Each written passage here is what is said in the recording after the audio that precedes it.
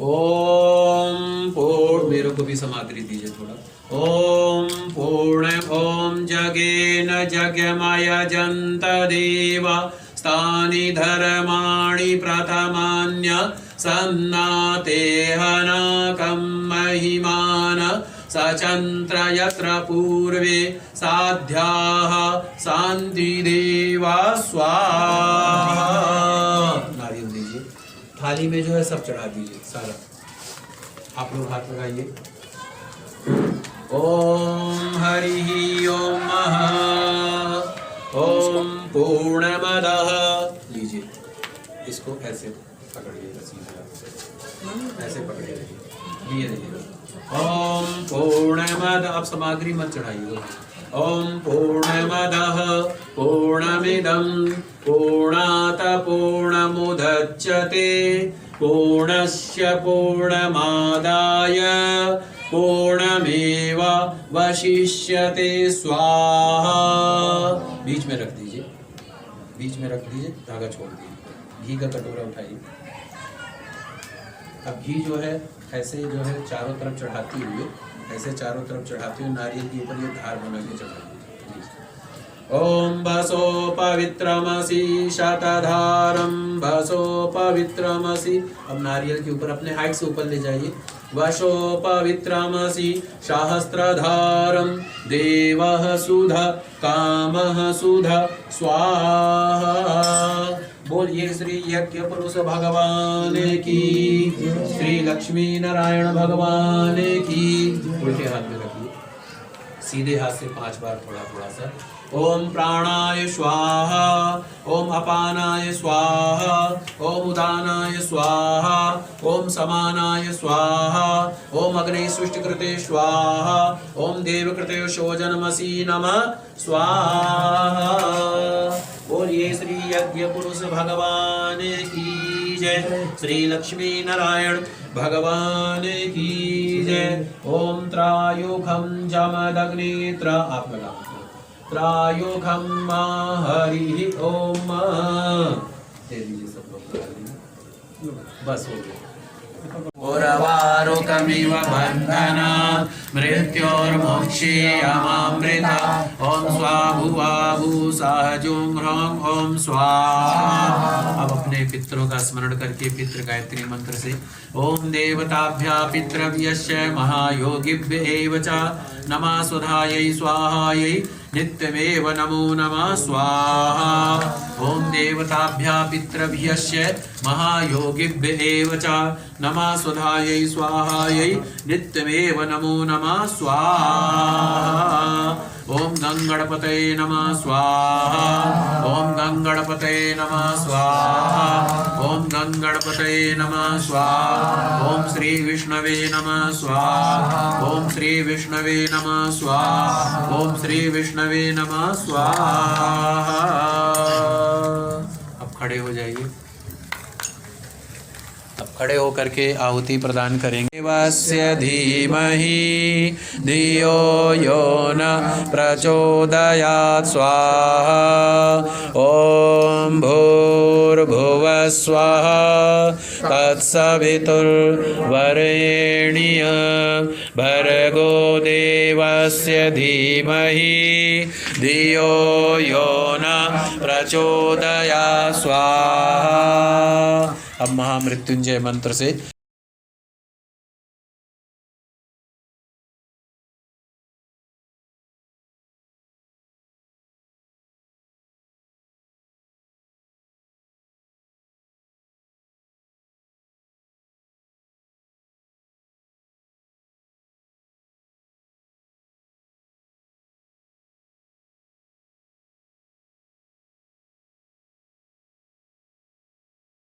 विष्णु ने कहा कि हे नारद जी, दुख शोक आदि को दूर करने वाला ये व्रत सभी स्थानों पर विजय प्रदान करने वाला है। थोड़ा सा कथा में समय लग जाए, कोई दिक्कत तो नहीं है, हड़बड़ी तो नहीं है कुछ? नहीं तो क्लियर बताइए, फिर जल्दी कर दूंगा, है ना, थोड़ा आराम से कथा हुए। तो बोले कि जब जैसे आपने उस दिन पूछा पंडित जी कथा किस दिन करानी चाहिए, मैंने कहा कभी भी करा लो। क्यों करा लो कभी भी? क्योंकि हमारी बुद्धि अनित्य है, हमारा शरीर अनित्य है। आपके मन में अभी सात्विक भावना आ रही है, लेकिन कुछ पल के बाद में वो सात्विक भावना नहीं रहेगी। इसीलिए कहते हैं जब मन में ये भावना आए हमें कोई कर्म अच्छा करना है, तुरंत कर डालो। उसका मुहूर्त मत देखो, उसका समय मत देखो। दान करना है, धर्म करना है, तीर्थ यात्रा करना है, कोई सेवा करनी है, गौ सेवा करनी है, ब्राह्मण सेवा करनी है, कुछ भी करना है तुरंत कर डालो, उसको देखो मत। क्योंकि क्या कहा है कबीर जी ने, काल करे सो आज कर, आज करे सो अब, पल में परलय होएगी, बहुरी करे वो कब। कि जो काम कल करना है उसको आज कर लो, जो काम आज करना है उसको अभी कर लो, क्योंकि अगले पल का कोई ठिकाना नहीं, अगला पल कैसा हो। इसीलिए जब भी मन में आए भगवान की कथा सुनने को, संध्या के समय यानी कि इस शाम के समय ब्राह्मण को बुलाना चाहिए, अपने रिश्तेदार दोस्त मित्र को बुलाना चाहिए, बुला करके प्रेम पूर्वक भगवान की कथा सुननी चाहिए। और भगवान को मिठाई, केला, शहद, घी, शक्कर, गुड़, दूध और गेहूं का आटा यानी कि गेहूं के आटे के पंजीरी बनाना चाहिए और इन सब को भगवान को भोग लगाना चाहिए। फिर कथा सुनने के बाद में सभी रिश्तेदार बांधवों के साथ में ब्राह्मण को प्रेम पूर्वक भोजन दक्षिणा प्रदान करना चाहिए और इसके बाद में स्वयं भोजन करना चाहिए।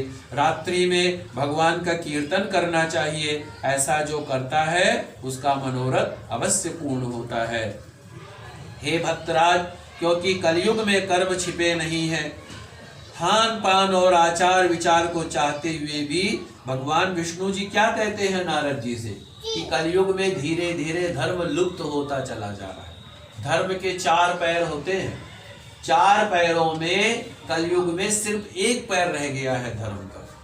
और 1 पैर रहने की वजह से क्या है कि आदमी खान पान में शुद्धता नहीं रह गई, आचार विचार में शुद्धता नहीं रह गई।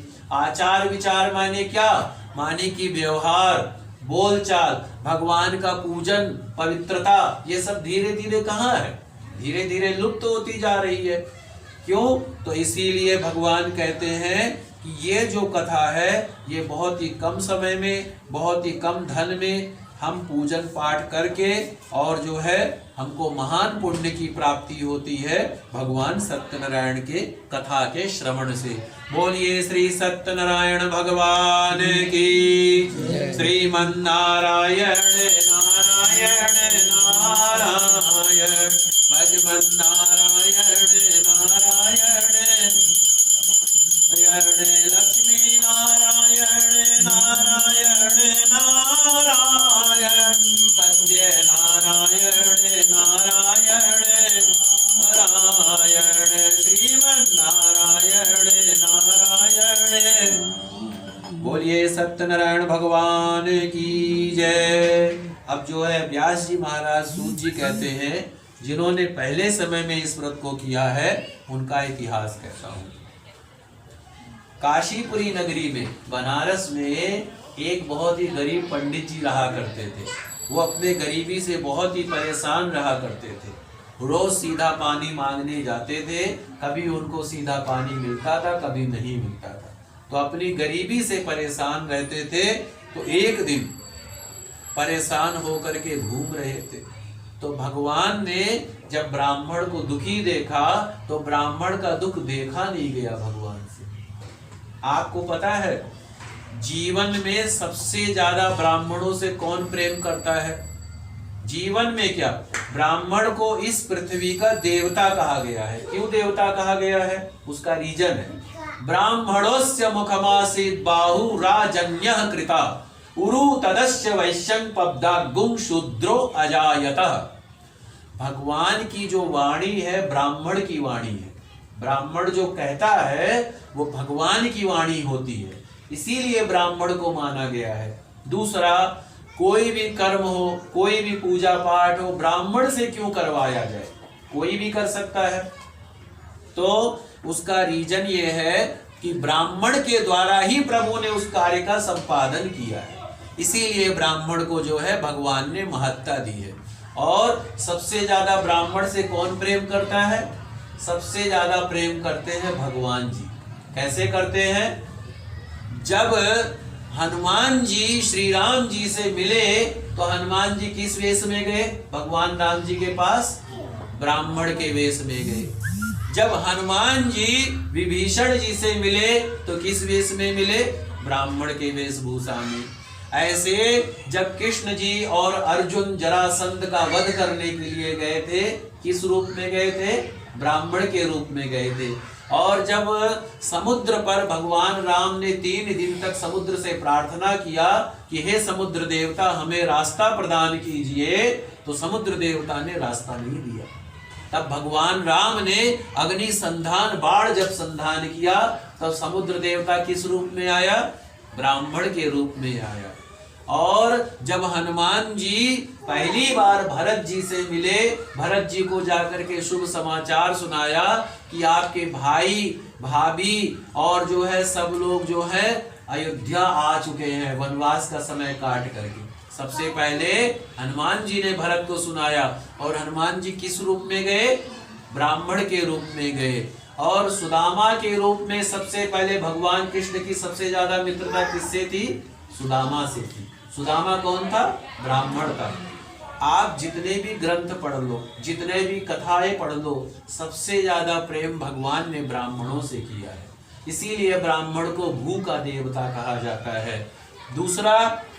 दूसरा क्या कारण है कि ब्राह्मण को भू का देवता क्यों कहा जाता है? पृथ्वी का देवता। क्योंकि ब्राह्मण भगवान मंत्रार्था सकला, यानी कि मंत्र किसके अधीन है? ब्राह्मणों के अधीन है। अभी मैंने आपसे पूजा पाठ करवाया, किसके द्वारा करवाया? मंत्रों के द्वारा कराया। और भगवान किसके अधीन है? मंत्रों के अधीन है। हम जब कोई पूजा पाठ कोई कर्म करते हैं तो मंत्र द्वारा भगवान का आवाहन किया जाता है, विसर्जन किया जाता है, पूजन किया जाता है। तो इसीलिए भगवान जो है मंत्रों के अधीन है और मंत्र जो है ब्राह्मणों के पास है। इसीलिए भगवान ने ब्राह्मणों को इतनी बड़ी महत्ता प्रदान किया है। तो जब भगवान ने देखा कि उस गरीब ब्राह्मण को देखा तो उनका दुख देखा नहीं गया। बूढ़े ब्राह्मण बन करके गए और जाकर के कहा कि हे ब्राह्मण देवता आप क्यों दुखी हो, क्यों परेशान हो? तो ब्राह्मण ने कहा कि प्रभु मैं अपने गरीबी से बड़ा परेशान हूं। तो भगवान ने व्रत की सारी विधि बतलाई और कहा कि तुम जो है प्रेम पूर्वक भगवान श्री सत्यनारायण की कथा का श्रवण करो, उनका व्रत करो। उनका व्रत करने से आपकी गरीबी धीरे धीरे खत्म हो जाएगी। तो जो है उन्होंने कहा कि ठीक है। तो वो जो है वो बूढ़े ब्राह्मण जी जो हैं वो जो है भगवान जो बूढ़े ब्राह्मण बने हुए हैं वो चले गए। फिर वो ब्राह्मण दूसरे वाले ने सोचा, गरीब ब्राह्मण ने, कि ये जो मेरे को बूढ़े ब्राह्मण ने व्रत बतलाया है मैं उसको जरूर करूंगा। तो इसीलिए वो सुबह सुबह अगले दिन जल्दी उठा और सोच लिया कि आज मैं भिक्षा मांगने जा रहा हूँ और मुझको जो भी भिक्षा में मिलेगा उसी से पूजा पाठ का सब सामान खरीदूंगा और व्रत कथा को करूंगा।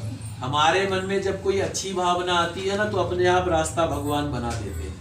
चाहे हमारे जेब में 1 रुपया ना हो, भगवान अरबों खरबों रुपया लगा देते हैं। लेकिन जब अच्छी भावना होती है तब। इसीलिए रामायण में कहा गया है, जाकी रही भावना जैसी प्रभु मूरत देखी तिन कैसी। जैसी जो भावना रखता है वैसे ही भगवान दिखते हैं। अभी आपको भगवान फोटो के रूप में दिख रहे हैं और अभी आपको भगवान प्रत्यक्ष दिख रहे हैं।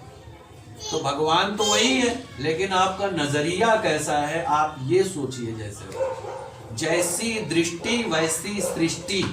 आपका नजरिया संसार के प्रति, देवता के प्रति, गुरु के प्रति, ब्राह्मण के प्रति जैसा होगा वैसा ही आपको फल की प्राप्ति होगी। इसीलिए कहते हैं अपना नजरिया चेंज करना चाहिए, अपना दृष्टिकोण चेंज करना चाहिए, अपना तरीका चेंज करना चाहिए, तब हमें संसार में हर कोई सुखी दिखाई देता है। एक बार भीष्म पितामह जी ने दुर्योधन को बुलाया, युधिष्ठिर को बुलाया और कहा कि तुम दोनों संसार का भ्रमण करके आओ। दुर्योधन से कहा तुम सबसे अच्छे इंसान को ढूंढ करके लाओ। और युधिष्ठिर से कहा तुम सबसे बुरे इंसान को ढूंढ करके लाओ। दोनों ने संपूर्ण देश की यात्राएं की और उन यात्राओं के फलस्वरूप दुर्योधन को एक भी अच्छा व्यक्ति नहीं मिला और युधिष्ठिर को एक भी बुरा व्यक्ति नहीं मिला।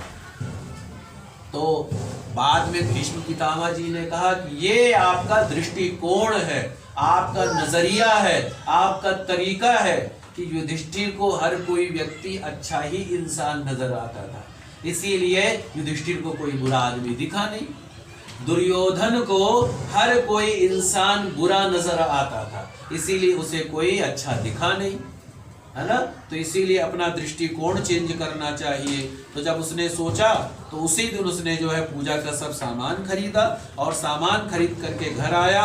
उसने बड़े प्रेम पूर्वक भगवान का कथा किया और कथा सुनने के फलस्वरूप धीरे धीरे अनेक प्रकार की संपत्तियों से संपन्न हो गया। उस समय से वो ब्राह्मण हर महीने व्रत करने लगा। इसी तरह कहते हैं जो भी भगवान की कथा को अच्छे से करता है, श्रद्धा पूर्वक करता है, उसकी भगवान मनोकामना पूरी करते हैं। ऋषियों ने कहा कि हे मुनीश्वर, संसार में उस ब्राह्मण से सुन करके किस किस ने इस व्रत को किया, हम वो सब सुनना चाहते हैं, इसके लिए हमारे मन में श्रद्धा है। तो सूत जी ने क्या कहा कि हे मुनि, जिन जिन प्राणियों ने इस व्रत को किया उन सब की कथा सुनाता हूँ। एक समय वही ब्राह्मण अपने घर पर कथा कर रहा था तो एक लकड़हारा आया, उसने लकड़ी बाहर रखा और ब्राह्मण के मकान में गया, कथा सुना और बाद में पूछा कि हे ब्राह्मण देवता, आप ये किसका पूजन कर रहे हैं? इस व्रत को करने से क्या फल मिलता है, कृपा करके मुझे बतलाइए। ब्राह्मण ने कहा सभी मनोकामनाओं को पूरा करने वाला ये श्री सत्यनारायण भगवान का व्रत है, इनकी ही कृपा से मेरे यहाँ धन धान्य की बढ़ोतरी हुई है। ब्राह्मण से इस व्रत के बारे में जानकर लकड़हारा बहुत प्रसन्न हुआ, भगवान का चरणामृत लिया, भोजन लिया, फिर अपने घर को गया। अगले दिन सोच लिया कि आज गांव में लकड़ी बेचने जा रहा हूं, जो भी मिलेगा उसी से भगवान का पूजन करूंगा।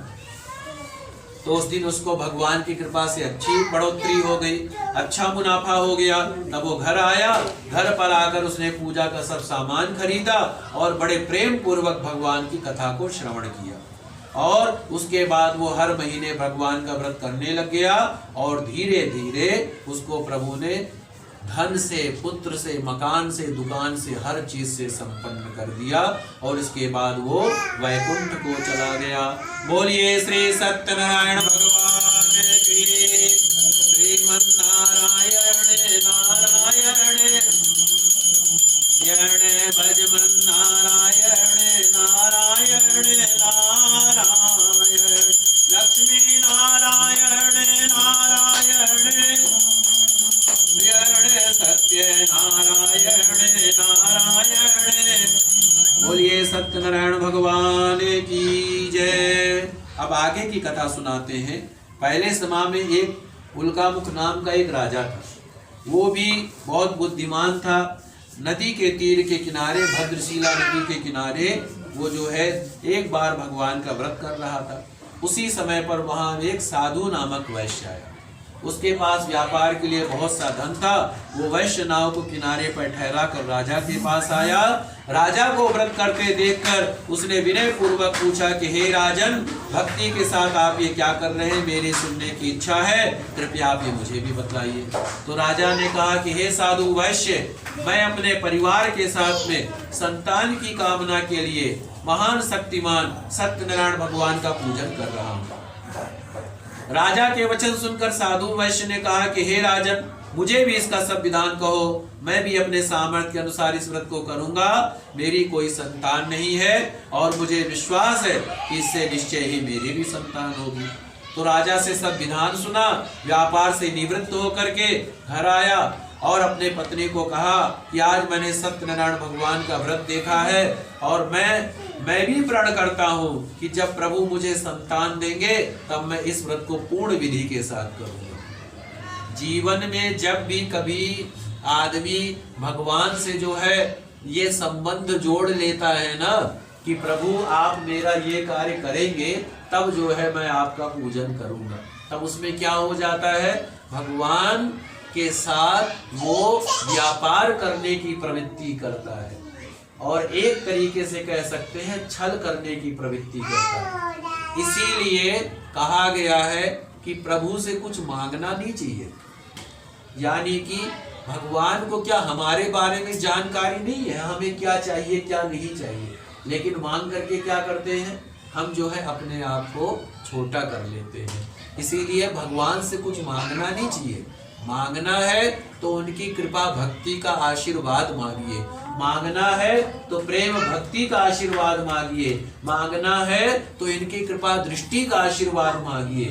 क्योंकि क्या कहते हैं, कृपा की न होती जो आदत तुम्हारी, तो सुनी ही रहती अदालत तुम्हारी।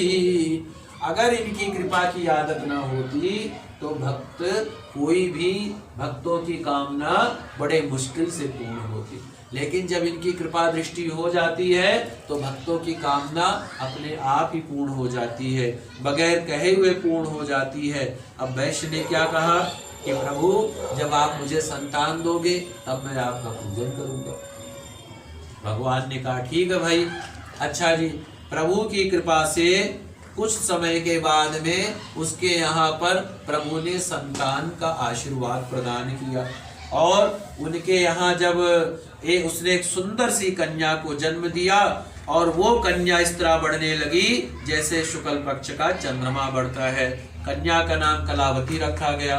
तब लीलावती ने कहा कि आपने जो भगवान का व्रत करने का संकल्प किया था, अब आप उसे पूरा कीजिए। तो साधु वैश्य ने क्या कहा, मैं जब कन्या का विवाह करूंगा तब मैं इस व्रत को करूंगा। इस प्रकार अपनी पत्नी को आश्वासन दे वो व्यापार करने चला गया। कलावती पिता के घर में बढ़ने लगी। लौटने पर जब साधु ने सगर में सखियों के साथ अपनी पुत्री को खेलते देखा तो दूत को बुलाकर कहा कि पुत्री के लिए कोई अच्छा सा वर देख करके लाओ। साधु नामक वैश्य की आज्ञा पाकर दूत कंचन नगर पहुंचा और खोज कर देखभाल करके लड़की के लिए एक बड़े पुत्र को ले आया। उस योग्य लड़के को देखकर साधु नामक वैश्य ने अपने बंधु बांधवों से प्रसन्न होकर के अपनी पुत्री का विवाह उसके साथ कर दिया। किंतु भूल से विवाह के समय सत्यनारायण भगवान का व्रत करना भूल गया। इस पर भगवान क्रोधित हो गए और उन्होंने वैश्य को श्राप दिया कि तुम्हें बहुत ज्यादा दुख प्राप्त होगा। अब ये प्रभु ने लीलाएं प्रदान की और अपने कार्य में कुशल साधु नामक वैश्य अपने जमाता सहित नाव को लेकर व्यापार करने के लिए समुद्र के समीप स्थित रत्नपुर नगर में गया और वहां दोनों ससुर जमाई चंद्रकेतु राजा के उस नगर में व्यापार करने लगे। एक दिन भगवान सत्यनारायण की माया से प्रेरित एक चोर राजा का धन चुराकर भाग रहा था। राजा के दूतों को अपने पीछे आते देखकर चोर ने घबरा करके राजा के धन को वही नाव में चुपचाप रख दिया जहां वो ससुर जमाई ठहरे हुए थे और वे भाग गए। जब दूतों ने उस साधु वैश्य के पास राजा के धन को रखा देखा तो ससुर जमाता दोनों को बांध कर ले गए और राजा के समीप जाकर के बोले, हम ये दो चोर पकड़ करके लाए हैं, देख कर आज्ञा दे। तब राजा ने बिना उनकी बात सुने ही उन्हें कारागार में डालने की आज्ञा दे दी। इस प्रकार राजा की आज्ञा से उनको कठिन कारावास में डाल दिया गया और उनका धन भी छीन लिया गया। सत्यनारायण भगवान के श्राप के कारण साधु वैश्य की पत्नी लीलावती व पुत्री कलावती भी घर पर बहुत दुखी हुई। उनके घर में रखा धन चोर चुरा कर ले गए। शारीरिक मानसिक पीड़ा तथा भूख प्यास से दुखित हो भोजन की चिंता में लीलावती की कन्या एक ब्राह्मण के घर गई। उसने ब्राह्मण को श्री सत्यनारायण भगवान का व्रत करते देखा। उसने कथा सुनी तथा प्रसाद ग्रहण करके रात को घर आई। माता ने पूछा कि हे पुत्री, अब तक तू कहाँ रही व तेरे मन में क्या है? कलावती बोली कि हे माता, मैंने एक ब्राह्मण के घर में श्री सत्यनारायण भगवान का व्रत देखा है। कन्या के वचन सुनकर लीलावती ने सत्यनारायण भगवान की पूजन की तैयारी की। उसने परिवार और बंधुओं सहित सत्यनारायण भगवान जी का पूजन किया, व्रत किया और वर मांगा कि मेरे पति और दामाद जल्दी घर आ जाए। साथ ही ये भी प्रार्थना किया कि हम सबका अपराध क्षमा करो। सत्यनारायण भगवान इस बात से संतुष्ट हो गए।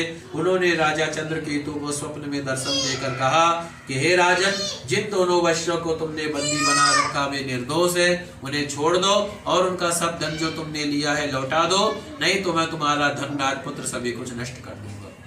राजा से ऐसे वचन कहकर भगवान अंतर ध्यान हो गए। प्रातः काल राजा चंद्रकेतु ने सभा में सबको अपना स्वप्न सुनाया और सैनिकों को आज्ञा दी कि दोनों बड़े पुत्रों को कैद से मुक्त कर सभा में लाए जाए। दोनों ने आते ही राजा को प्रणाम किया।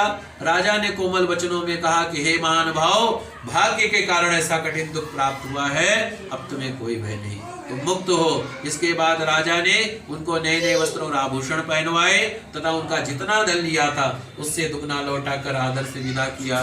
दोनों वैश्य अपने घर को चल दिए। बोलिए श्री सत्यनारायण भगवान की। श्रीमन्नारायण नारायण नारायण भजमन नारायण नारायण। बोलिए श्री सत्यनारायण भगवान की। सूत जी ने आगे कहा, वैश्य ने मंगलाचार करके यात्रा आरंभ की और अपने नगर की ओर चला। जब वो थोड़ी दूर आगे बढ़ा तब भगवान ने सोचा इसकी परीक्षा ले ली जाए। देखिए, ये कथा मैंने आपको संक्षेप में सुनाई। संक्षेप में सुनाने का अर्थ ये था कि भगवान जब जब किसी के साथ में कोई सुख दुख प्रदान करते हैं ना, जैसे कभी आप मनौती मानते हैं कि भगवान मेरा ये कार्य पूरा हो गया, ठीक है, फिर आप उस मनौती को नहीं पूरा करते हैं, तो वस्तुतः भगवान को किसी चीज की कामना नहीं है।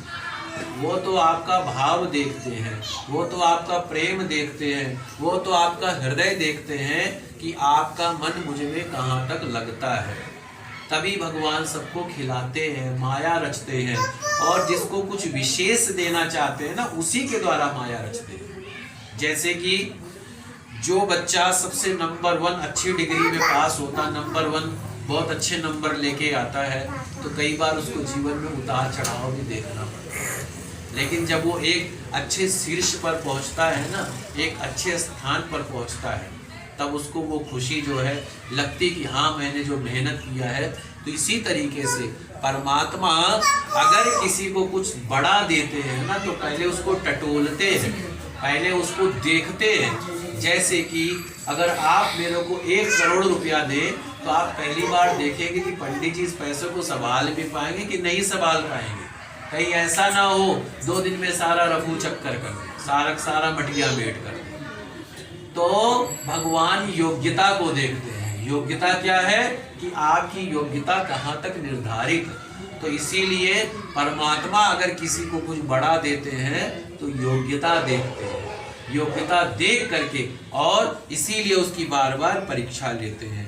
अब क्या है, अब जब इसके पास पैसे आ गए, इंसान का 3 प्रकार से परीक्षा लिया जाता है।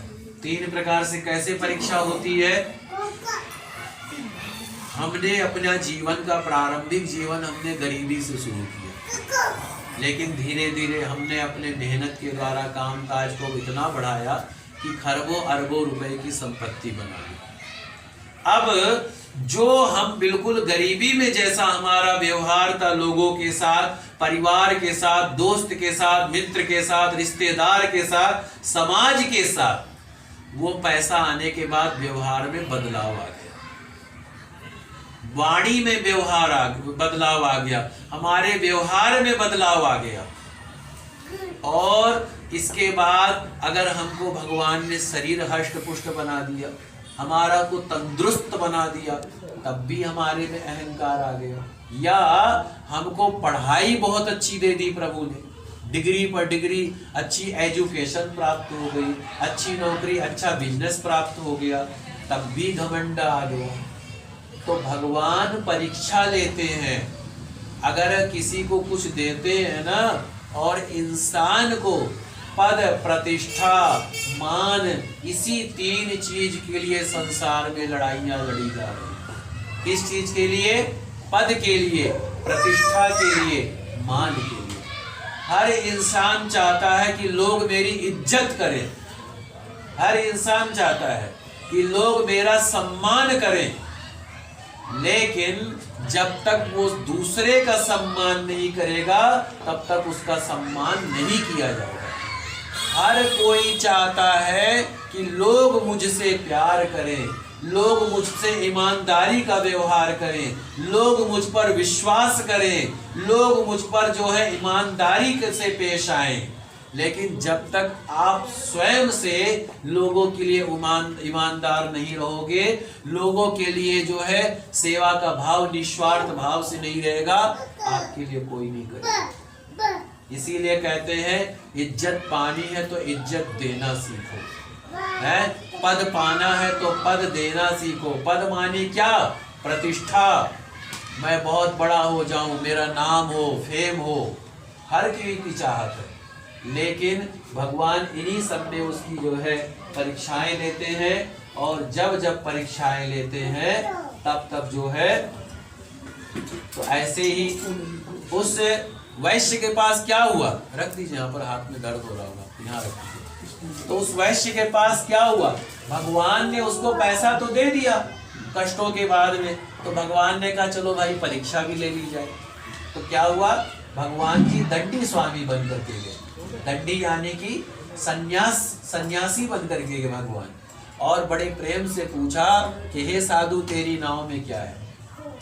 आज का जो समय चल रहा है ना, आज के टाइम पे इंसान शादी ब्याह में कोई गलत काम में लाखों करोड़ों रुपया पानी की तरीके से बहा देगा। लॉकडाउन में लोगों ने कहा सबका कामकाज खत्म, लेकिन जब से शराब के ठेके खुले लाइन वहां पे शुरू। अगर आपके पास काम नहीं तो पैसा कहाँ से आया आपके पास? सीधी सी बात है, आपकी लाइन कैसे लग रही है? यानी कि पैसा आपके पास था, आपने दिखाया कि मेरे पास पैसा नहीं। इसी तरीके से कहने का मतलब इंसान बुरे कर्म के लिए तो पानी के तरीके से पैसा बहाता है, लेकिन जब कोई कथा भागवत होती है, कोई हवन कथा होता है, कोई भगवान का कीर्तन होता है, अनुष्ठान होता है, जाप होता है, पाठ होता है, पूजा होता है, क्या कहता है, मेरा काम नहीं चल रहा है, मैं परेशान हूँ, मैं दुखी हूँ, मैं दीन हूँ, मैं निर्धन हूँ। ऐसे मेरे पास रिश्ते आते हैं शादियों के, तो रिश्ते जब बताते हैं तो झूठ बोलते हैं।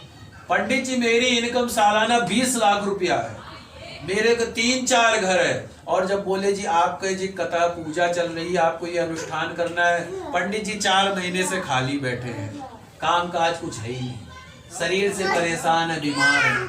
यानी कि जब रिश्ते की बात आई तब आपने झूठ बोला, और जब भगवान की कथा भागवत की बात आई तब आपने जो है मतलब कि कहा कि मेरे पास कुछ भी नहीं है। तो परमात्मा को किसी चीज की भूख नहीं है, कोई चीज की आवश्यकता नहीं। क्या आपके माता पिता को आपके धन की इच्छा है? क्या आपके माता पिता को आपके सम्मान की इच्छा है? क्या आपके माता पिता को पद प्रतिष्ठा की इच्छा है?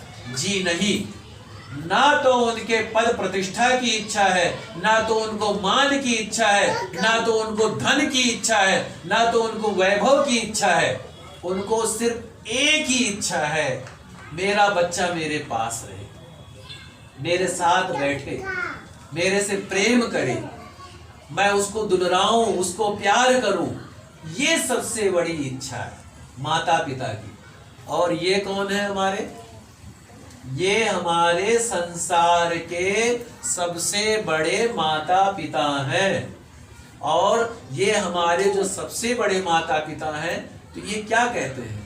कहते हैं तू मुझसे प्रेम कर, मेरे से मान कर, मैं तेरे से कुछ नहीं मांगता। अगर भगवान को धन की इच्छा होती तो भगवान ने शबरी के जूठे बेर क्यों खाए?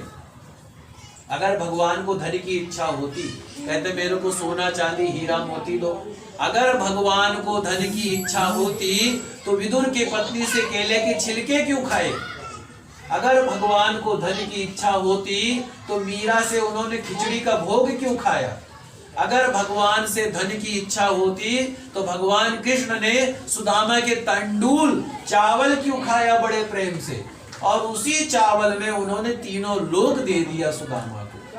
तो कहने का अर्थ, अब इसका ये मतलब नहीं है कि भगवान को इच्छा नहीं तो हम क्यों करें। भगवान तो हमारे हृदय में बसता है ना। मैंने फिर कहा कि आपने जब भगवान का पूजा पाठ हुआ, आपने परेशानी दिखा दी, मेरे पास कुछ नहीं है। तो यही तो भाव हो गया आपका। रियल में अगर आपके पास कुछ नहीं है, भगवान तो एक गिलास जल से प्रसन्न हो जाए, एक फूल से प्रसन्न हो जाए, हाथ जोड़ लीजिए उससे प्रसन्न हो जाए। लेकिन आपकी जेब में 10,000 रुपया है और आपने कह दिया मेरी जेब में एक भी रुपया नहीं है, तो भगवान उस 10,000 को कूड़े के बराबर कर देते हैं। कहते हैं ना, जब तुझसे न सुलझे तेरे उलझे हुए धंधे, सब उस पे तू छोड़ दे मालिक के ओ बंदे। हर मुश्किल को वो तेरी आसान करेगा, जो तू नहीं कर पाया वो भगवान करेगा। वस्तुतः शबरी कोई अमीर नहीं थी, उसका सबसे बड़ा धन उसका बेल। वो बेचारी रोज फूलों का रास्ता बिछाती थी, फूल बिछाती थी रास्ते में, बेल रखती थी कि मेरे प्रभु कभी न कभी आएंगे। विदुर की पत्नी कोई ज्यादा अमीर नहीं थी। तो कहने का मतलब हमारे को भगवान ने जो भी दिया हो, अमीरी दी हो, गरीबी दी हो, पद दिया हो, प्रतिष्ठा दिया हो, मान दिया हो, सम्मान दिया हो, सच्ची भावना प्रभु को अर्पण करनी चाहिए। सच्चे मन से भगवान का भजन करना चाहिए। अगर हमको भगवान ने ज्यादा दिया तो ज्यादा करें, कम दिया तो कम करें। संसार के कार्य तो कभी नहीं खत्म होते। संसार का अगर हम सोचे कि हमारा मकान बन जाए, दुकान बन जाए, बच्चों का कैरियर बन जाए, हमारा ये हो जाए वो हो जाए, आपकी इच्छाएं कभी खत्म ही नहीं होंगी। इसीलिए भगवान कहते हैं जिंदगी जब तक रहेगी फुर्सत न होगी काम से, कुछ समय ऐसा निकालो प्रेम कर लो श्री राम से। कुछ समय ऐसा निकालना, और हमको भगवान ने जो दिया है वो सच्चे मन से अर्पण करना आना चाहिए। इस साधु वैश्य ने वही झूठ बात बोली, इसको धन वैभव तो खूब था, इसने कहा मेरे पास कुछ भी नहीं है। तो भगवान ने कहा ठीक है, जैसा तुमने कहा वैसा ही हो। अगर तुमने कहा है कि भाई तुम्हारे पास कुछ भी नहीं है तो कुछ भी ना हो। और ये बात बृहस्पतिवार व्रत कथा में भी आती है। जब एक जो है स्त्री बृहस्पतिवार का व्रत करती है, एक साधु उसके पास भिक्षा मांगने के लिए आता है, वो कहती है महाराज तुम मेरे को टाइम ही नहीं मिलता भिक्षा देने के लिए। तो साधु क्या कहता है, माई एक काम करता हूं, मैं तेरे को एक उपाय बता रहा हूं, तेरे पास टाइम ही टाइम हो जाएगा। बोले हाँ बता दो। बता देता है। ऐसी गरीबी आ जाती है कि दाने को मोटा। फिर महाराज आते, बोले माई भिक्षा दो। बोले अब कहाँ से दूं, घर में खाने को एक आना दाना नहीं, कहाँ से दे दूं। तो बोले तू तो पहले कह रही थी कि मेरे को टाइम ही टाइम हो जाए, टाइम हो जाए तू दे नहीं रही है। तो बोले महाराज फिर से वैसा कर दो। तो ऐसे ही कभी भी जीवन में कोई सत्संग करे, हवन करे, कथा करे, पूजा करे, जो प्रभु ने शक्ति सामर्थ्य दिया हो, सच्ची शक्ति सामर्थ्य को करके करे। तो वही चीज ना हो तो कोई बात नहीं, लेकिन हो तो सच्चे मन से करे। इसने झूठ बोला, भगवान ने उसका सारा धन बेलपत्र बना दिया, पत्ते बन गए। अब वो देखकर मूर्छित हो गया। और सबसे ज्यादा पैसे से मोह तो सबको होता है। कौन ऐसा जिसको पैसा अच्छा नहीं लगता। मैं हूँ, मेरा 10,000 गिर जाए मेरे को टेंशन होगी, और जिसका करोड़ों खरबों चला जाए उसके ऊपर क्या बीतेगी। और खास करके भैया वैश्य जी, वैश्य अब जो मतलब कि उनका पैसा, क्योंकि वो एक एक पैसा बड़े प्रेम से, तब वो रोने लग गया। तो बोले रो मत, उन्हीं की शरण में जाओ जिन्होंने तुमने झूठ बोला। तब वो आए और बोले प्रभु मैंने आपसे झूठ बोला, मुझे क्षमा करो।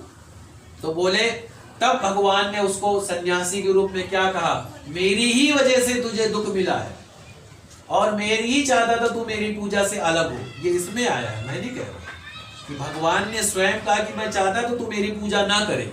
अभी मैंने क्या बोला था आपको, जब आपके यहाँ कथा प्रारंभ हुई, मैंने कहा आपके यहाँ कथा हो रही, आप नहीं करवा रहे हो, ना मैं करवा रहा हूँ। ये आपका भाग्य है जो आपको कथा श्रवण करने का अवसर प्राप्त हुआ। ये मेरा भाग्य है जो भगवान ने मुझे कथा सुनाने का सौभाग्य प्राप्त कराया। नहीं तो ना मैं कथा सुनाने वाला, ना आप सुनने वाले, ना करने वाले, ना कराने वाले। ये सब इन्हीं के कृपा आशीर्वाद से हुआ है। तो कभी भी तो इसीलिए तो बोले प्रभु मुझे क्षमा करो। तो भगवान तो इसीलिए कहते भगवान चाहते तभी हम पूजा पाठ कर सकते हैं, वैसे हम नहीं कर सकते हैं। तो बोला कि प्रभु मुझे क्षमा करो। तो साधु ने कहा मैं आपकी माया से ब्रह्मा आदि आपके रूप को नहीं जान पाते। अब जैसे मैं कह रहा था, मोह के कारण सब आदमी परेशान, पैसे के पीछे, मोह माया। तो मोह के कारण देवी देवता भी मतलब भ्रमित हो गए। भगवान शिव भी एक बार जो है माया से जो है वशीभूत हो गए। ब्रह्मा जी वशीभूत हो गए। बड़े बड़े देवता, इंद्रादि देवता भगवान की माया के वशीभूत हो गए। इंद्र का तो आपने सुना है, गोवर्धन कथा। इंद्र को जब घमंड हो गया था, ऐसे ब्रह्मा जी को जब घमंड हुआ, मैंने सारे संसार को बनाया, तो कृष्ण जी की गौवें चुरा ली थी उन्होंने। ये भी कृष्ण लीला में देखा आपने। ऐसे शिव जी को ऐसे ब्रह्मा भगवान की माया से मोहित हुए। भगवान विष्णु से शिव जी ने कहा कि प्रभु मुझे अपना वही मोहनी रूप दिखाइए जो आपने समुद्र मंथन के समय किया था। तो भगवान विष्णु ने कहा कि आप भ्रमित हो जाएंगे, नहीं माने। शिव जी, भगवान विष्णु ने दिखाया, शिव जी मोहित हो गए। बोले अब तो मैं सब कुछ छोड़ छाड़ के आपसे ही शादी करूंगा। बोले मैं अब तो ये नहीं जान पाए कि ये भगवान विष्णु जी है, वो सोचे बहुत सुंदर स्त्री है। तो कहने का मतलब भगवान की माया से बड़े बड़े लोग मोहित हो जाते हैं। जब इनकी कृपा होती है ना, तभी जो है रक्षा हो पाती हमारी। इसीलिए अपने चित्त को, अपने मन को चाहे थोड़े समय के लिए ही इनकी तरफ लगाना चाहिए। जब उसने प्रार्थना किया, भगवान ने उसको सब कुछ प्रदान कर दिया और वो भगवान अंतर ध्यान हो गए। ऐसे वो भी बड़ा खुश हुआ। फिर जब वो अपने घर के पास पहुंचा ना, तब उसने अपने दूत को घर भेजा कि जाओ भाई घर पे समाचार दे दो, हम लोग आ गए। तब उसके दामाद और उसके जो है ये लोग जब इतने साल के बाद घर पर आए, तो क्या होता है, अभी जैसे मैं आप लोगों को कथा सुना रहा हूँ तो आप लोगों को अच्छा लग रहा है, पर कई बार ऐसा भी होता है अच्छा नहीं भी लगता है। पंडित जी तो बहुत देर तक चला दिए कथा, कमर दर्द हो रहा है, सिर दर्द हो रहा है, पेट दर्द हो रहा है, यहाँ जाना था काम से, वो काम रह गया था, ये काम करना था, हजारों प्रकार की दिमाग में बातें चलती रहती है। चलती है, हमारा मन यहाँ नहीं रहता, हमारा मन संसार में रहता है। तो इसीलिए भगवान क्या कहते, जब तेरा मन संसार में तो संसार में विरच, क्या दिक्कत है फिर। और आपको बताऊं, मोक्ष प्राप्ति का जैसे हम लोग कहते हैं ना, मोक्ष की प्राप्ति, स्वर्ग की प्राप्ति, स्वर्ग की प्राप्ति, मोक्ष की प्राप्ति इतनी आसान नहीं होती है। आदमी के कई जोनियां भटकने के बाद में उसको मुक्ति मिलती है। मुक्ति किसको मिलती है? जिसने अंत समय में भगवान की तरफ अपना मन लगा दिया, उसको मुक्ति मिलती है। जिसने संसार की तरफ मन लगाया, उसको संसार में फिर आना पड़ता है।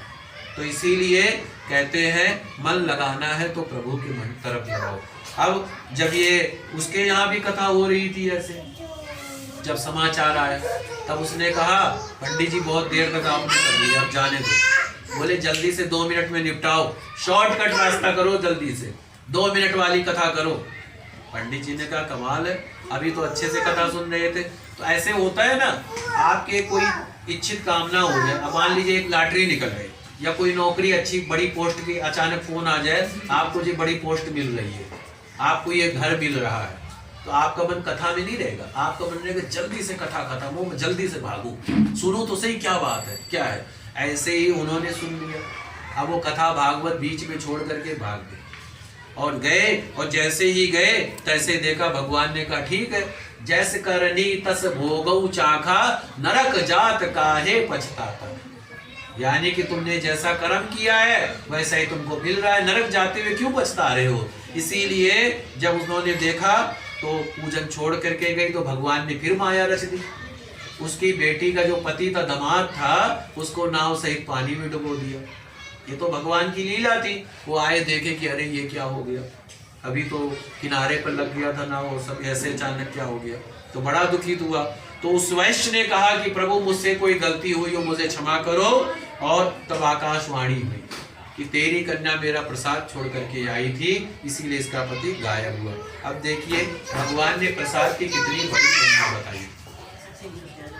तो आकाशवाणी सुनकर घर आया, घर आकर प्रसाद खाया, फिर आकर पति के दर्शन किए। उसके बाद सबने बड़े प्रेम पूर्वक भगवान की कथा को श्रवण किया और जिंदगी भर तक उन्होंने भगवान की कथा को श्रवण किया, कीर्तन किया।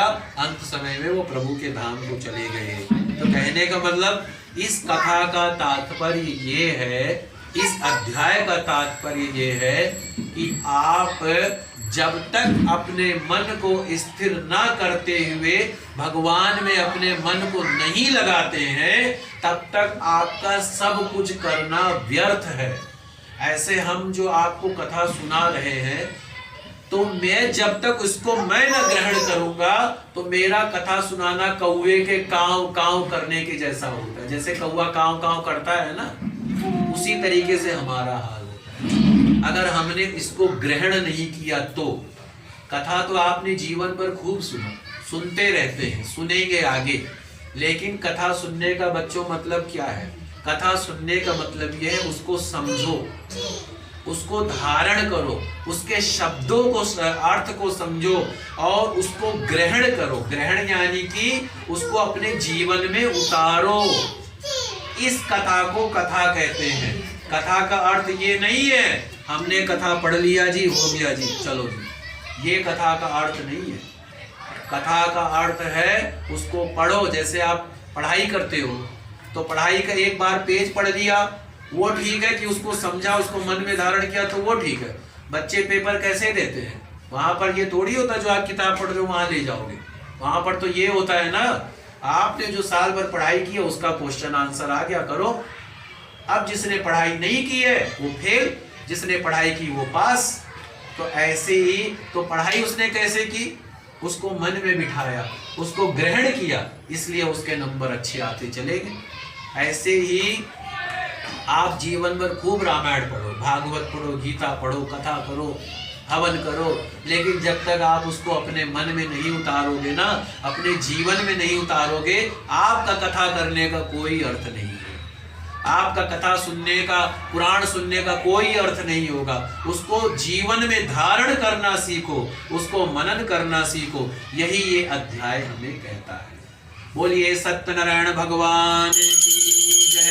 श्रीमन्नारायण नारायण नारायण, भजमन नारायण नारायण नारायण। बोलिए श्री सत्यनारायण भगवान की जय। अब जो है 5वें अध्याय की कथा सुनाता हूँ कि एक राजा था तुंगध्वज। वो गया वन में और वहां देखा भगवान की कथा हो रही है, तो ना तो उसने भगवान को प्रणाम किया, ना उसने कथा को सुना, ना उसने प्रसाद को दिया। क्यों? उसके मन में अहंकार आ गया कि मैं महाराजा हूं, मैं क्यों छोटे लोगों के बीच में जाऊं, मैं क्यों इनका प्रसाद ग्रहण करूं। ऐसे मेरे साथ भी जीवन में 1-2 घटनाएं हुई। मतलब मैं नहीं कहता हूं, मेरे मन में क्या था, मैं कहीं से कथा भागवत करके जाऊं, प्रसाद ले जाऊं, अपने मकान मालकिन को दूं, अपने रिश्ते पड़ोसियों को दूं। तो उनमें से 1-2 लोगों के मन में ये आया, पंडित जी कहीं कोई तांत्रिक क्रिया कराया ना देते हो। उनको किसी ने बोल दिया पंडित जी का तुम खा रहे हो, तुम्हारे साथ ऐसा होगा। अब मैं सत्यता से पेश आ रहा हूँ, वो उनको सही नहीं लगा। किसी ने बोल दिया तो क्या करती थी, प्रसाद उठा करके कूड़े में फेंक दो, चुपचाप, पंडित जी नहीं देख रहे। एक दिन मैंने देख लिया, मैंने कहा आपने ये क्यों किया?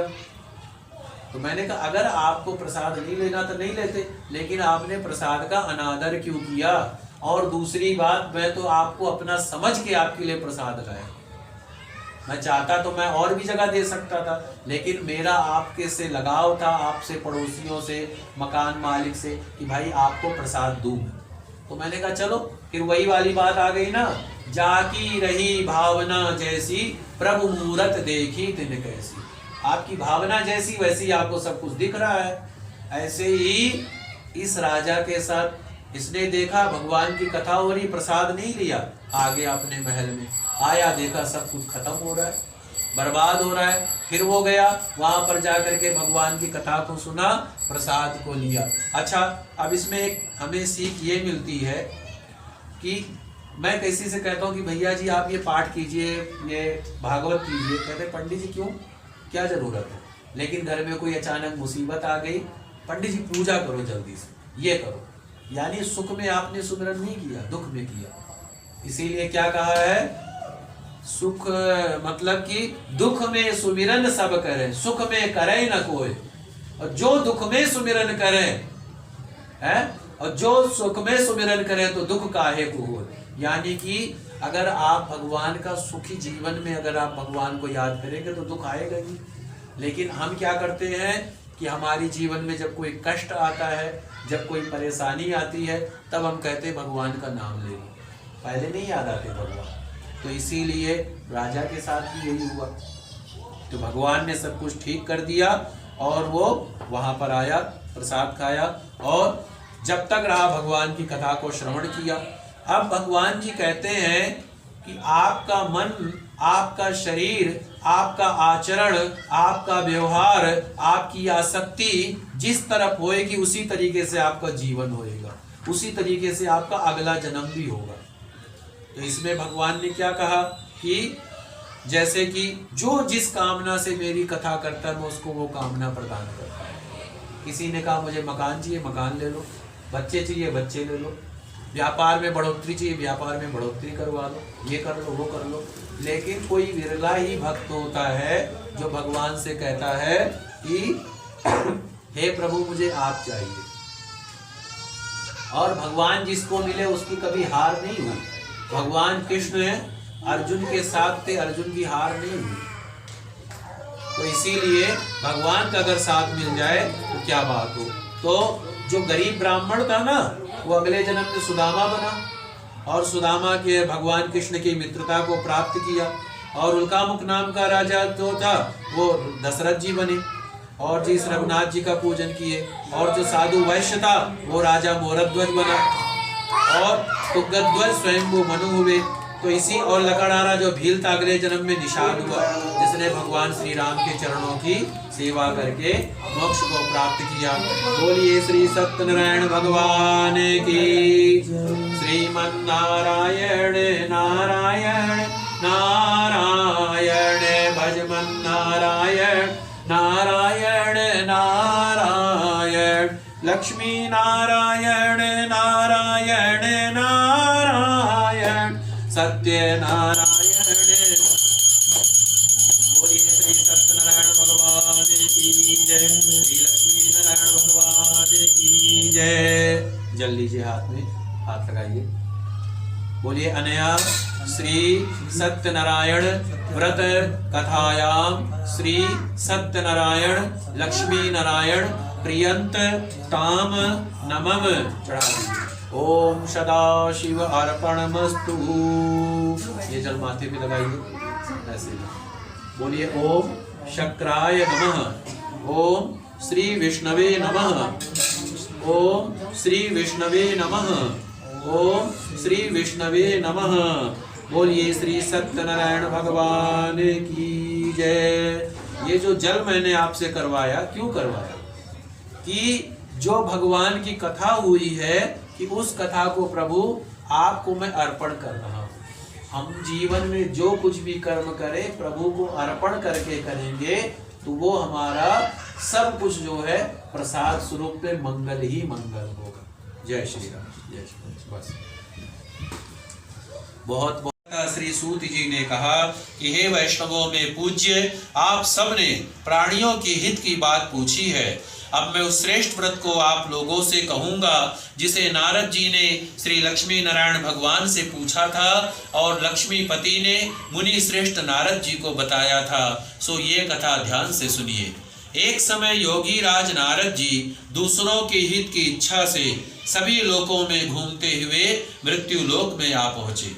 यहाँ अनेक योनियों में जन्मे हुए प्राय सभी मनुष्यों को अपने कर्मों के द्वारा उनके दुखों से पीड़ित देखकर विचार करने लगे कि ऐसा कौन सा उपाय किया जाए कि जिससे कि इन सभी प्राणियों के दुखों का नाश हो जाए।